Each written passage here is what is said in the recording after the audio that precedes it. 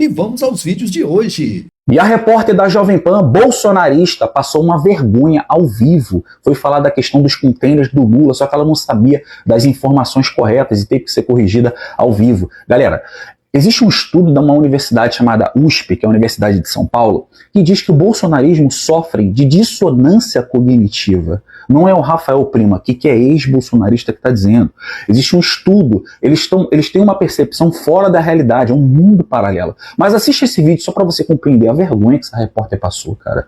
Meu Deus. A pergunta é, o Lula declarou em alto e bom tom que ele ganhou containers e mais containers de presente de chefes de estados do mundo inteiro. A pergunta é, investigar o Lula, o que ele fez com esse tanto de presente que ele ganhou? Então estão querendo colocar o Bolsonaro na cadeia por parte de 4 presentes, deixa eu concluir, por favor, por causa de 4 presentes, né, que ele ganhou e vendeu. Agora deixa eu perguntar uma coisa para vocês. Cadê os containers e containers de presentes que o Lula ganhou dos chefes de Estado do mundo afora? Ele prestou conta? Ele disse onde estão esses presentes? O que foi feito com esses presentes? Ô, Antônia, você sabe que, as pessoas, elas às vezes não entendem quando a gente tem que abordar o fato. E o fato, por muitas vezes, ele incomoda narrativas políticas, porque o fato é o fato. Você citou a questão do atual presidente Luiz Inácio Lula da Silva. Eu sou obrigado aqui, por uma questão de ética jornalística, de me ater aos fatos. O Lula devolveu 559 presentes que foram incorporados ao acervo pessoal dele e pagou por itens que foram desaparecidos. Fazendo esse registro aqui para todos, porque a gente às vezes não, a gente sempre tem que se ater em relação aos fatos. E temos uma bomba atômica em pleno carnaval. Olha, por essa eu não esperava. O carnaval, o fim de semana de carnaval aí bombou em Brasília, viu? Ó, o senhor Cássio Nunes traiu o Bolsonaro e soltou aí a grande bomba do carnaval. O que aconteceu, Thiago? Se você tem a memória um pouquinho aguçada, talvez você vá se lembrar que faz cerca de 3 meses, lá para novembro, comecinho de dezembro, o Procurador-Geral da República, entre suas muitas desculpas para demorar, para pedir a prisão e fazer a denúncia contra o Bolsonaro, ele dizia que, olha, eu estou esperando sair o relatório final da Polícia Federal para depois eu denunciar o Bolsonaro por golpe de Estado. E nos outros casos tem uma coisa. Tem uma votação no Supremo Tribunal Federal sobre foro privilegiado depois que uma pessoa sai do cargo. E eu não posso mandar prender o Bolsonaro por alguns crimes e denunciá-lo por esses crimes, porque essa votação não acabou. E não tem maioria no STF para ver ali se o foro privilegiado de alguém que já saiu do cargo tem que ser o foro do cargo que a pessoa tinha quando cometeu o crime, ou se, ao sair do cargo, a pessoa perde o foro privilegiado. No caso, o Bolsonaro, hoje ele é um cidadão comum, processos dele são na primeira instância. Então não posso aqui prender o Bolsonaro por causa das joias, do cartão de vacinação e denunciá-lo, se não tem uma decisão aí do STF dizendo que, olha, o foro privilegiado de alguém que cometeu um crime num mandato, mesmo depois que o mandato acabar, vai ser julgado naquela instância, se o crime tem a ver com o mandato ou foi cometido em função do exercício do mandato.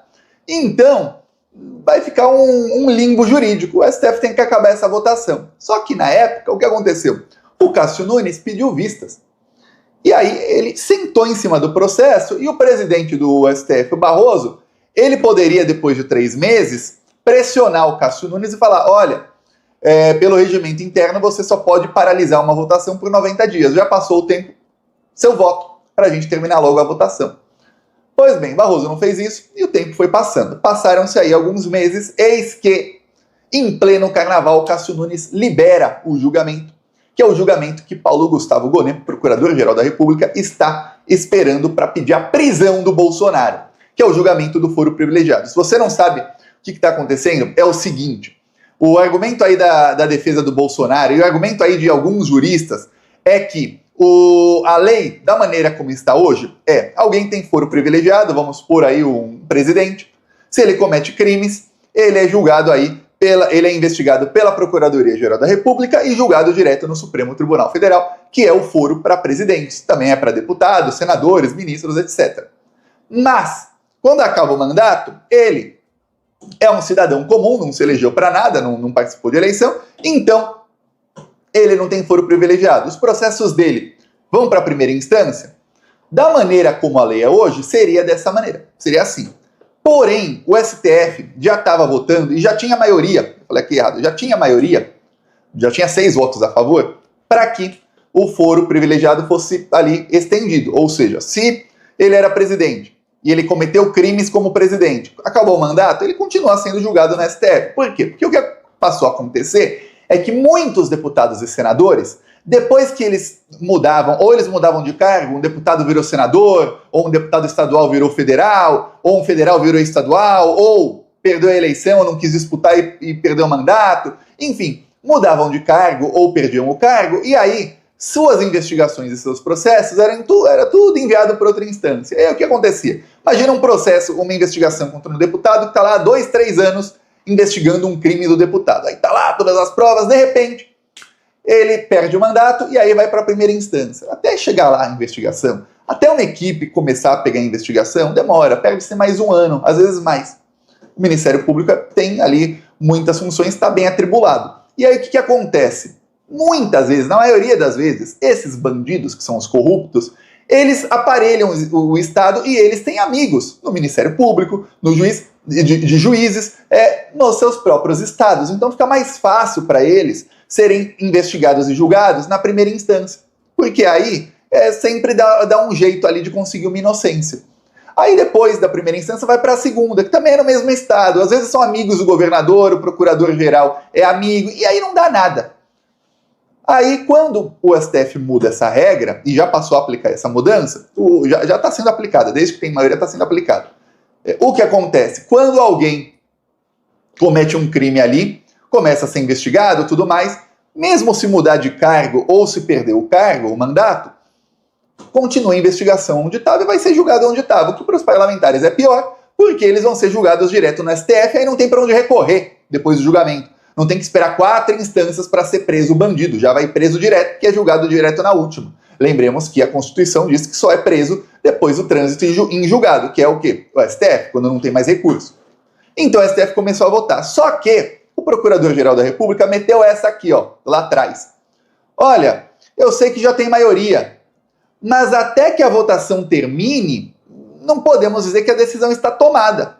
Por quê? Porque pode acontecer, já aconteceu outras vezes no STF, que algum ministro é trocado, vamos supor, a votação vai demorando anos, algum ministro é trocado, entra outro e muda o voto. Ou que um ministro que votou mude o voto. Dou um exemplo, a Carmen Lúcia tinha votado em 2017, no fim do ano, que o Sérgio Moro não era um juiz que perseguiu o Lula. Em 2021, a Carmen Lúcia mudou o voto. Aqui, a família Massa, do Ratinho pai e do Ratinho filho, que é o governador, eles detêm um conglomerado empresarial gigantesco de mídia. A Rede Massa, o SBT é deles aqui, que é a Rede Massa, eles têm rádios, jornais impressos, então eles têm uma forma de monopolizar o discurso público, a informação e fazer com que não, que foi que a reação deles ali. Na mídia, como foi noticiada essa manifestação, facções criminosas obrigam moradores a fazer manifestação. Moradores recebem dinheiro para fazer cartazes de facções criminosas. Advogados que vieram de fora, a princípio de facções criminosas. E pior, mano, pior. Um político de fora veio aqui, de fora da onde? Se eu sou deputado estadual do Paraná. Já começa assim. O cara, depois de ter me mostrado no vídeo, essa manifestação aí comigo. Um policial militar falando isso. Policial youtuber, apoiado pela Rede Massa, que é sempre o âncora da entrevista. Não é um repórter de rua que fala. Olha que absurdo.